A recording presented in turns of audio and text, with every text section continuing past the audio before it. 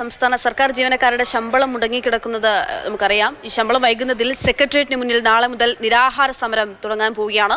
പ്രതിപക്ഷ സർവീസ് സംഘടനയുടെ secretariat action കൗൺസിലാണ് സമരത്തിനായി ഇറങ്ങുന്നത്. പ്രശാന്ത് കൃഷ്ണ വിവരങ്ങൾ നൽകും. പ്രശാന്ത്, സാധാരണത്തെക്കാൾ ഒരു 2-3 ദിവസത്തെ വൈകലുണ്ടാകും. അതിനപ്പുറത്തേക്ക് ശമ്പളം കിട്ടുമെന്നുള്ള കാര്യമായിരുന്നു ധനമന്ത്രി അറിയിച്ചിരുന്നത്. ഇതിപ്പോൾ നാളെ 4-ാം തീയതിയാണ്, തിങ്കളാഴ്ച ആവുകയാണ്. നാളെയും ശമ്പളം കിട്ടില്ല എന്നാണോ ഈ ഒരു നിരാഹാര സമരം തുടങ്ങുന്നതിലൂടെ നമ്മൾ മനസ്സിലാക്കേണ്ടത്? ധനവകുപ്പ് വിശദീകരിക്കുന്നത് സാങ്കേതികമായ കാരണങ്ങളാലാണ് ഇപ്പം ഈ ശമ്പളം വൈകുന്നത് എന്നതാണ്. അതായത് ട്രഷറിയിൽ ശമ്പളം അവരുടെ അക്കൗണ്ടിലേക്ക്, ഓരോ ജീവനക്കാരുടെയും അക്കൗണ്ടിൽ ശമ്പളം എത്തിയിട്ടുണ്ട്. അത് പക്ഷേ അവരുടെ ബാങ്ക് അക്കൗണ്ടുകളിലേക്ക് മാറ്റാൻ കഴിയുന്നില്ല.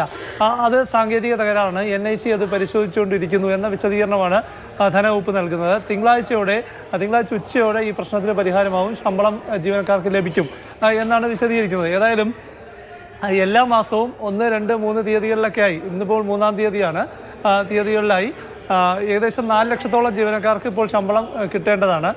പക്ഷേ ഇവർക്ക് ഈ ട്രഷറി വഴി ലഭിക്കുന്നവർക്ക് മാത്രമേ, നേരിട്ട് കിട്ടുന്നവർക്ക് മാത്രമേ ലഭിച്ചിട്ടുള്ളൂ.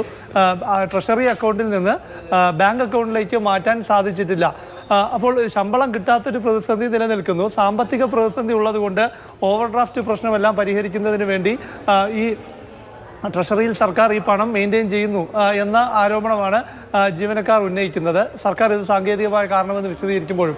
അപ്പോൾ അതുകൊണ്ട് തന്നെയാണ് പ്രതിപക്ഷ സർവീസ് സംഘടനകളുടെ ആക്ഷൻ കൗൺസിൽ, കോൺഗ്രസിൻ്റെ സംഘടനയാണ്, അവർ നാളെ സെക്രട്ടറിയിലെ സബ് ട്രഷറിക്ക് മുന്നിലും ജില്ലാ ട്രഷറിക്ക് മുന്നിലുള്ള സെക്രട്ടേറിയറ്റ് ഗേറ്റിന് മുന്നിൽ അനിശ്ചിതകാല നിരാഹാര സത്യാഗ്രഹമാണ് പ്രഖ്യാപിച്ചിട്ടുള്ളത്.